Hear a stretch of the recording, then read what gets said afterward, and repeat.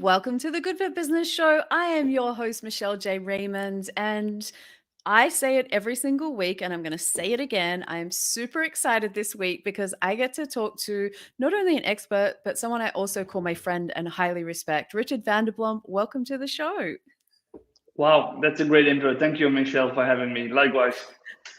I do my best. I do my best. So, Richard, the thing that you and I both love is social selling on LinkedIn. And we're going to do a bit of a deep dive into this and show people that they can actually make money from this if they go around the right way. And so we're going to step people Ooh, make through make some of money this. with LinkedIn, Michelle. Ooh, that's something.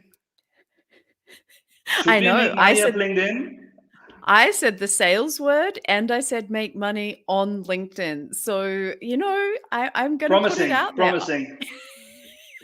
I'm here to make money, and I Yeah, well. am here to show other people how they can too. And I think there's a lot of misconceptions. I think there's a lot of apprehension. And so before we dive into that, for just say someone's been living under a rock and they haven't met you before, can you just give us a quick intro about who you are, what you do, and who do you help? Yeah, I can do that, I guess. So my name is Richard Vanderblom. I'm Dutch with all my bluntness. I'm living in Spain. Did an education in sales and marketing. Started my own business in 2009, just connecting. Have been focusing on providing LinkedIn training and consultancy ever since, well, basically 2009. And the way how I make money is by providing training and consultancy to companies around the globe that want to leverage the power of LinkedIn for sales and marketing success. Actually, how to grow business, how to make money. Let's say it like this, no? Look, I'm all for both of those things. I Yeah. think maybe in that order. I think if you do it the right way around, the making money part handles itself. In my personal experience, I've been selling for around 20 years. I accidentally fell into selling on LinkedIn. It was one of those things. I turned up at a job and they didn't have what we sold on a website and they didn't have a catalog. And I was like, how do I reach people at scale when I don't have time? I've got to go out and do customer visits and all the old school selling. So Yeah. it started by accident around 8 years ago. And then I realized as a salesperson that I could reach anyone pretty much anywhere without too many obstacles. So, and a few sales here and there. And I was like, yes, this is the dream. So 8 years later, here I am teaching other people. So social selling to me, Richard, is not a term that I came across when I was out in the outside world, anywhere off LinkedIn. So I'd love to know, what's your definition that you teach people about what social selling is?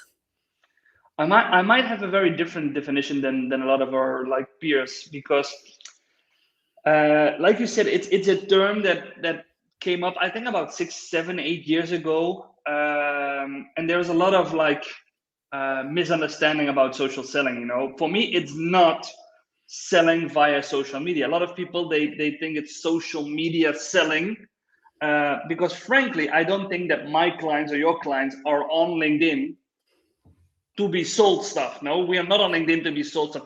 I literally receive like 5 to 7 emails every week, people trying to sell me something without relation, just putting their Calendly links, and it really annoys me. I would always say it. I really hate it. So it's not selling via social media. For me, social selling, it's both online and offline. It's more like an attitude where you are willing to contribute, to add value to every phase of the buyer journey. So it's like being a trusted advisor, make sure you guide your client towards the buying process. And this might well be that during this process, you're going to tell like, hey, you don't need my stuff because there's no match. I advise you to go to this or this party. Okay, this for me is the essence of social selling. So it's both, and of course we need the digital tools. We need LinkedIn, we need the video call, we need the content, but it's a combination between those digital tools to engage remotely, but it has definitely something to do with attitude. Always willing to contribute, no matter what the decision is going to be of your client. Because I think if you do this like genuinely, if you're being authentic, in the end, it will bring you much more results than the quick win. I would add one other word in there, and I agree with everything that you've said. The word that I would throw in there also is nurture those relationships. And that's, how I would describe probably a lot of those actions that you've just shared. First of all, it's creating the awareness that I exist. It's then letting people know that I actually care, and you can't fake it. For all those people that think you can fake automation, bad messages at scale and no one will know, Richard and I are here to tell you everybody knows. And so for me, it's genuine. I agree with you on that. Authentic, nurturing, and problem solving. For me, it's, ultimately why I've been good at sales is because I see it as problem solving and helping people. The more I do of both of those two things, the sales take care of themselves. So, yeah, I think you and I have a lot of crossover in that. Is there anything else you want to add about why No, it's important? I was just thinking. What worries me a bit, just having a look on what's happening on LinkedIn in the last, well, I think since the beginning of this year. Like, I recently did a research, and we have like 80,000 people worldwide providing LinkedIn training. Okay, so and like all industries, there are good ones, there are average ones, and there are bad ones. Okay, let's face it.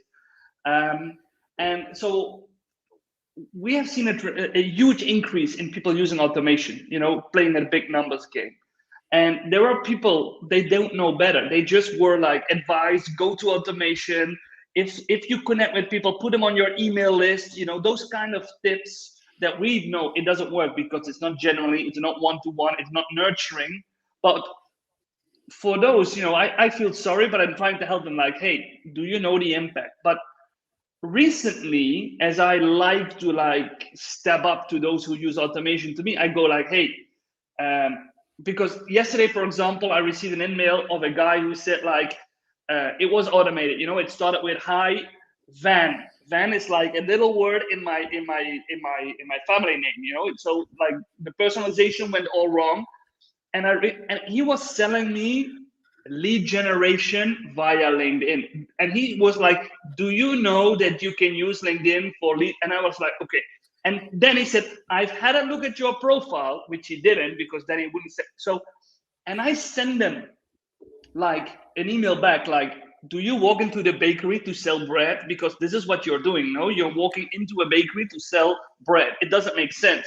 And no, you haven't. And he sent me back, I'm sorry it didn't work out for you, but when I send 800 emails, I always have 3 clients. 800 emails, I always have 3 clients. And I went like, what? So you are willing to like literally spam, harass 797 people in your network to get 3 non-qualified leads. They're not qualified yet. They simply respond like, hey, I want to know more. And this is happening on a large scale now. This is what worries me a bit, because I think LinkedIn is a great platform, but there is one risk, and I don't know if they are perfectly aware there. I've spoken, probably like you, to many C-level people, business owners. If we discuss LinkedIn, the majority of them is complaining about the increased spam, the increased emails they're receiving.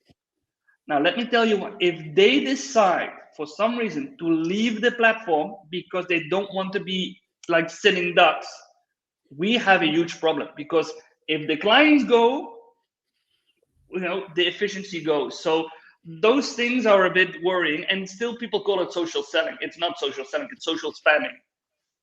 Oh, absolutely. And, I think everybody that's listening into this would absolutely agree with us that on a daily basis, often multiple times, you receive something that leaves you scratching your head at best. And I find when I respond to them and say, you want to think about this a different way because here's the impact. And then I get another automated response because they've become very good at handling those rejections and then just pretending like it's nothing. And I'm like you, I think the volume is so big that this becomes a bigger problem.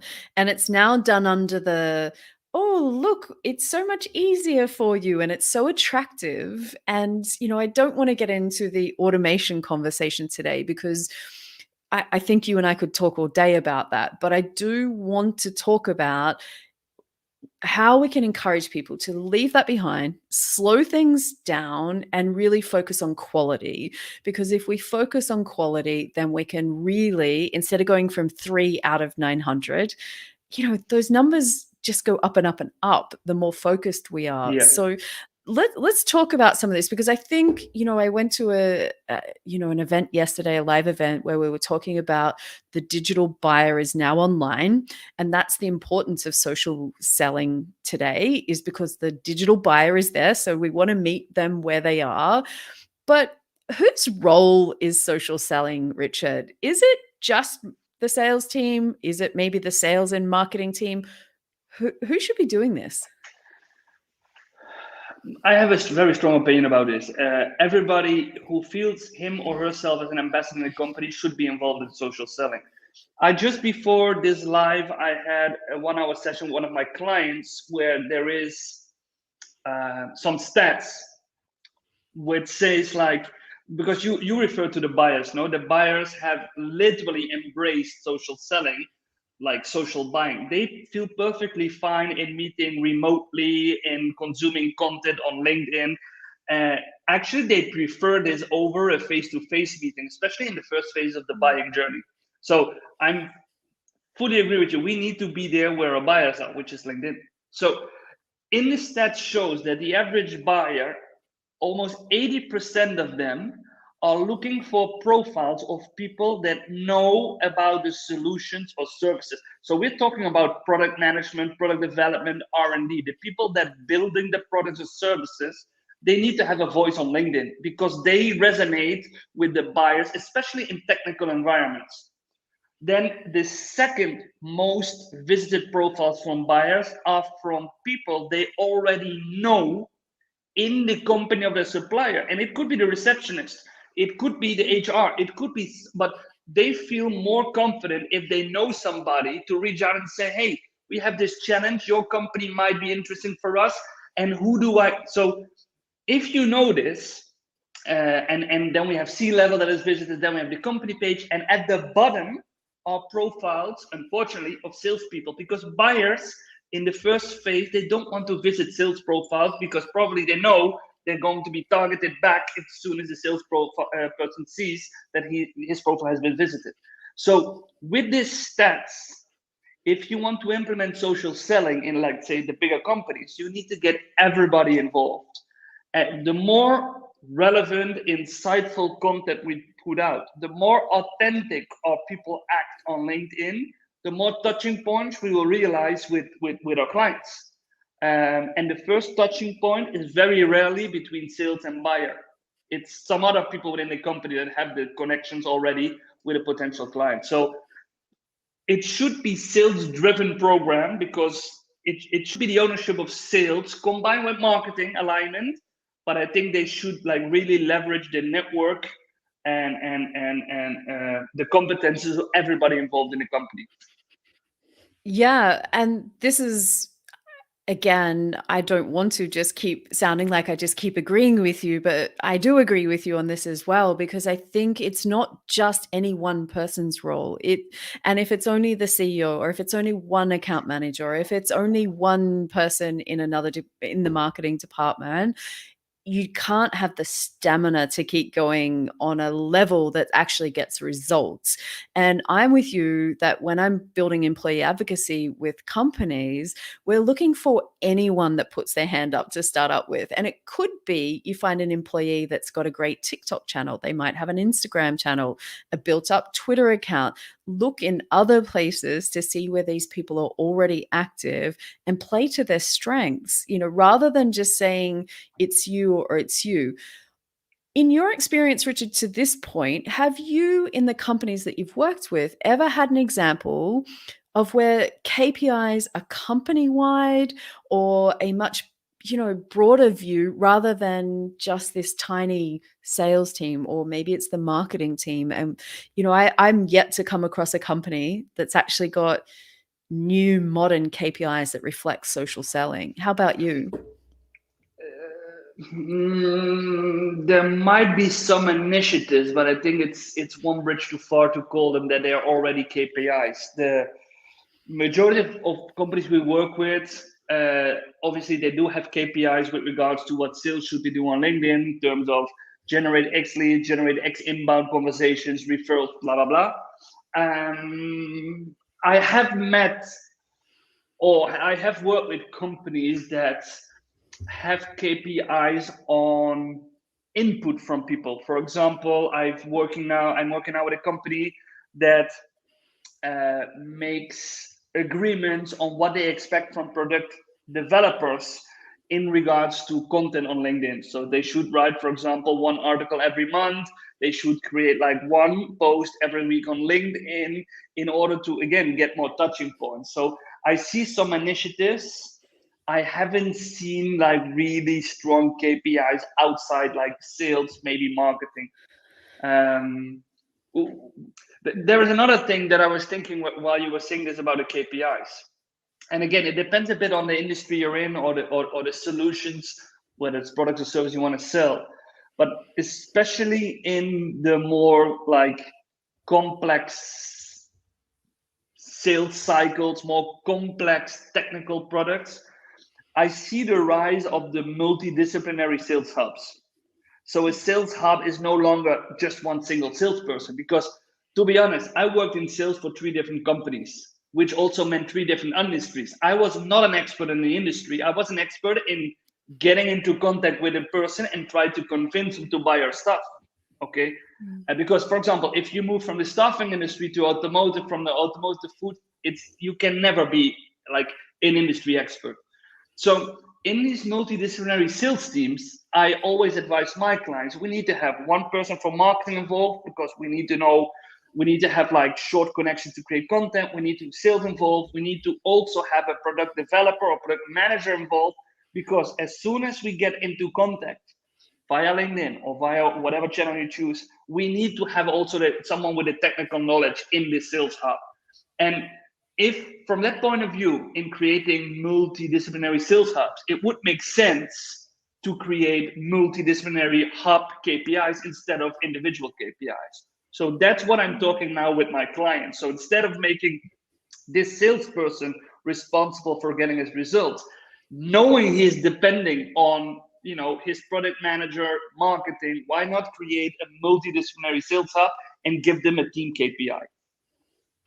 I think a team KPI is great. I think then you've got buy-in and it's not just somebody else's job. It's Commitment. not my job. And, if I look back to when I worked as an account manager, my KPIs were customer visits and obviously sales revenue and gross margin. Now, for all the business that I generated on LinkedIn, there was no recognition, no reward, no acknowledgement. Of course, those numbers then translated into the other sales numbers and I was very successful, but ultimately there was no recognition. There was no, oh, actually, Michelle, you put out 10 pieces of content that generated this much, but you didn't meet your customer visit target. I practically reached every single customer Wow. at the same time, and I found that everywhere in all the companies that I've worked with. So another question for you and it kind of ties in and we'll get to the actual, what are the actions we can take and how does LinkedIn help us?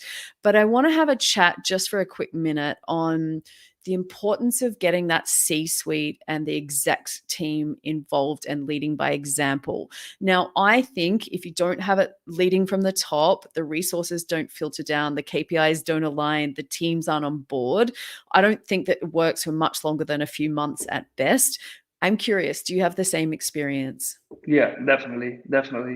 I've worked with companies where maybe the initiator was like this chief commercial officer, he was a virtual selling advocate, and then you can see that there is commitment, there is urgency, there are resources, just like budget to train, or it's an initiative that comes from like literally the work floor, and we need to go up and you meet so many like obstacles and so many like you need to convince so many people that all the enthusiasm, all the like the good energy, it's gone within a few months. So one of the first things I do when onboarding new clients is having a boardroom session. I want first of all that they all understand what is social selling. Because frankly, and I know it's not with all companies, but still in a lot of companies, the board, it's a different generation, okay? It's like 50, 55 plus. And if they hear the term social selling, those are the ones that think, okay, we're going to sell our valuable stuff via Facebook. No, no, that's not what social selling is about. So first of all, they need to understand, what are we talking about? We're talking, it's change management, what we are doing, Michelle. It's changing the attitude, behavior, and usage of channels like LinkedIn in order to land more customers. That's what we're doing. And it's not because we want it, it's because the market, the buyers are requesting this change, because otherwise, in 1-2 years, we will have a major problem. That's the message I get across to C-level boardrooms. If they get it, you see that everything becomes more easy. There's budget allocated, there are training sessions. If you don't have the buy-in of C-level, in my opinion, it's doomed for failure. And if you're listening into this, looking for ways to just get the team to do it so you can sidestep that responsibility as a C-level leader, I'm going to just concur again with what Richard said, that I've seen it too many times. There is one, maybe two enthusiastic people in the business that are driving a program, have all these dreams, hopes, plans. They write out strategies, they do all the hard work, they're enthusiastic, and then give them 2 months and it feels like they're trying to drag everybody with them. The CEO's not doing it, so why should I do it? It creates, monkey see, monkey do, So from that perspective, if you're not going to lead by example, it's just going to fall over. So, it's not either the wrong time, or you need to put other resources and really understand the benefits. Because I think if you understand the benefits of social selling to your business, you would be throwing everything at it right now. Because again, the B2B buyer is here. This is literally revenue generating that we're talking about, which is the lifeblood of any business that's going on. So people have been listening. We get the importance of social selling. We understand what it is. What are the actions that you think are most important on LinkedIn for social selling purposes? I always start, all our programs start with branding. So all our programs start with creating your profile customer centric, which if we schedule this session, a lot of salespeople, especially those who have been on LinkedIn like for a lifetime, know, I've been on LinkedIn for 10 years. My profile, I know how LinkedIn works, but I'm not talking about that you know where you need to put your picture and that you know that where you need to. I'm talking about what happens in the head of a potential client if he visits your profile. Is it like your curriculum vitae, or does he is like really impressed with the amount of valuable insights your profile instantly provides him? In the latter, we see that you get like 5 times more like connection requests accepted. We can see that you get 3 times more inbound requests. So I'm talking about branding your profile so it's customer centric and addresses the challenges of your clients. That's the first step. Second, it's definitely also about content. I always say you can have a very cool customer centric profile. You can be this awesome networker sending invites to people. If you never publish content, you can never become or stay top of mind in your network. It's impossible, because I have about 20,000 connections, about 50,000 followers. And I think that nobody of them is going to type in my name on LinkedIn and say, hey, I'm going to examine Richard's profile because I haven't been there. No, people think about me, click on my profile because they see me in the feed. So that's something, this message we really should get across. And I know it's still like, the numbers, no? About 3% of all the LinkedIn people create content, and only less than 1% creates content on a weekly basis. So people look at that from two perspectives. One person says, hey, if only 1% is creating content on a weekly basis, then why should I? And I say, no. If 99% is not doing it and you are doing it, you are going to pass your competitor. You're going to be more visible than your competitor. So there's a huge opportunity for you to grasp. So content, definitely. And it's about producing content It's about reusing company content made by marketing. It's also about, you know, this engage in other person's posts. Comment strategy. A comment can be like really a powerful tool for you as a salesperson. If you identify relevant discussions simply by adding your insight, simply by adding value based on your experience, you can drag a lot of people to your profile. You can get a lot of additional eyes on your profile as well. So branding, content. Third step, networking. You call it nurturing. Um, with your existing clients, make sure you don't miss any buying signals. Make sure you have a good relationship with them. Help them get more reach for their business as well.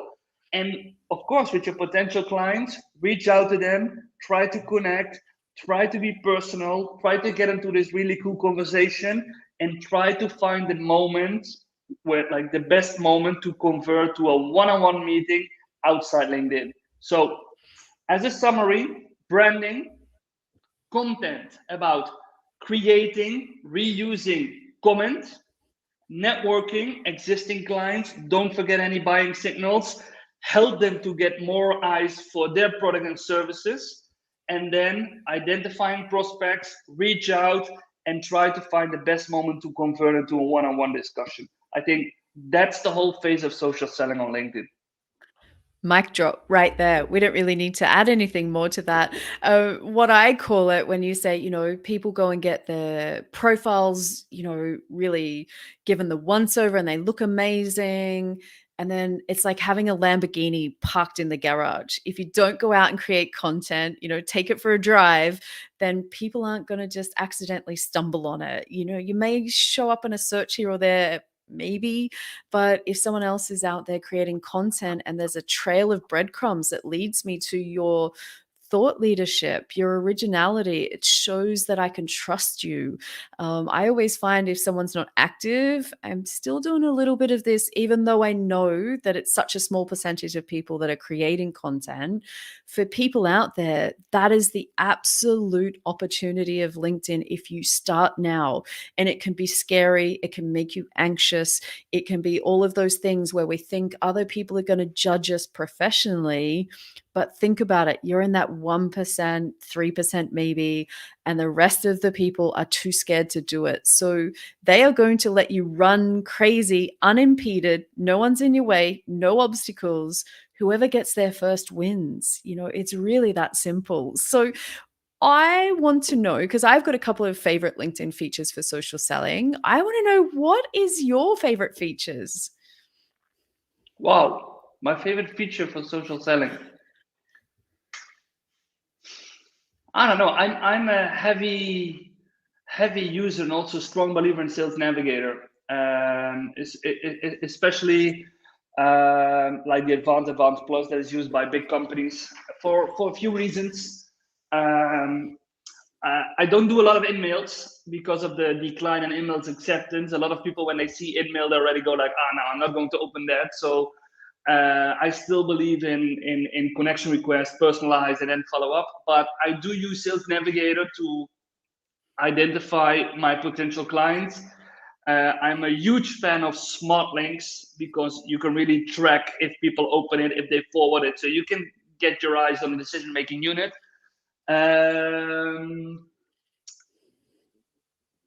If somebody doesn't have Sales Navigator, what would you recommend they focus on?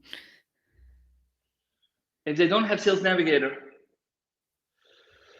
I don't know if it's a feature, but I think that if you, first of all, if you have a lot of satisfied clients, and you have a very good relationship with them, you nurture them, you're like all over them, you can turn them very easily nowadays into customers and into ambassadors. And I'm talking about Sales Navigator for new clients, but to be honest, I get about 80, maybe 85% of my clients via the network of my existing clients. So I think one of the things that people should also focus on when using social selling is to like turn your satisfied clients into ambassadors, in order to get like more referral leads than before. That's also the essence of social selling. I don't know if it's not a feature, it's more like a strategy, but that's the one I'm using together with my sales navigator.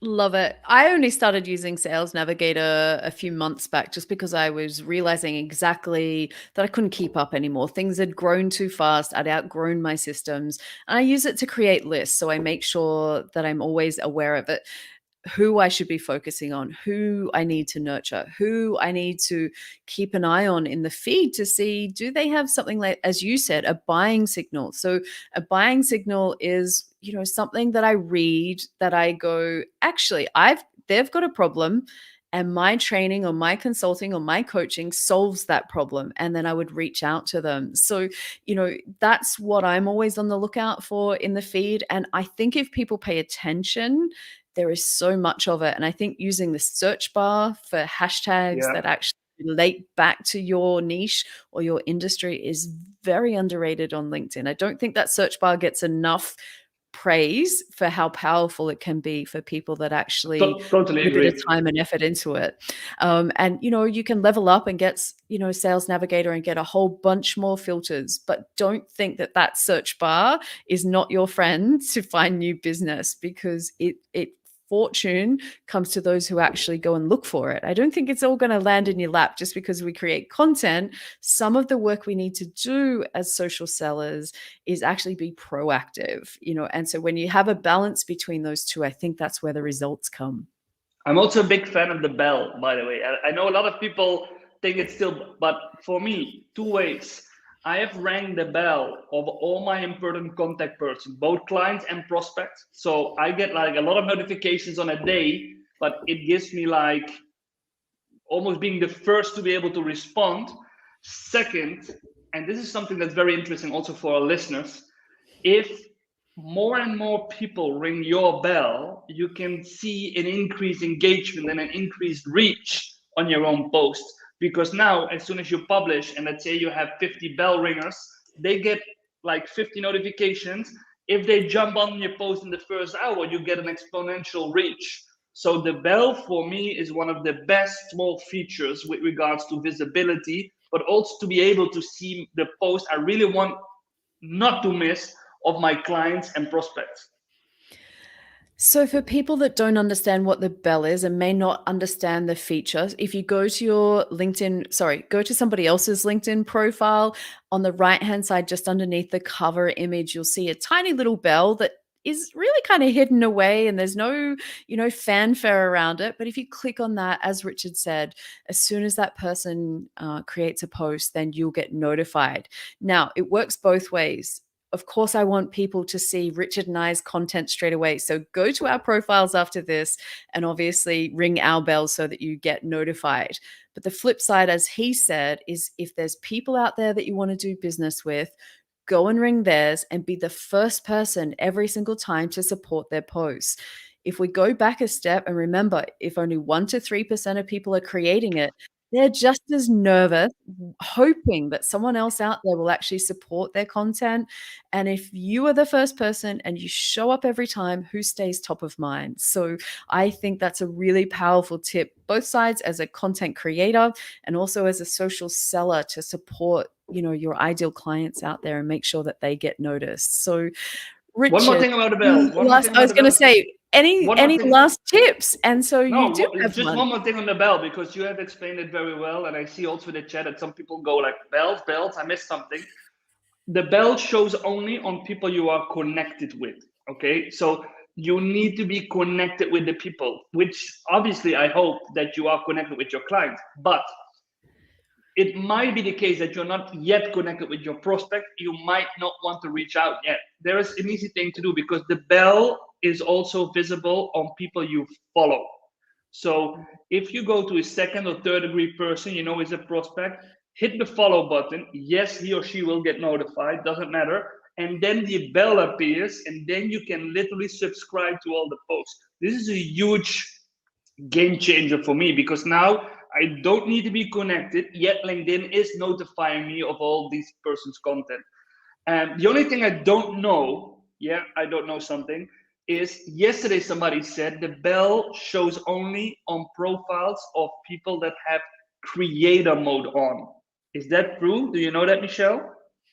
I didn't think that was the truth, but I didn't I'm either, going to but I go and haven't double. checked it.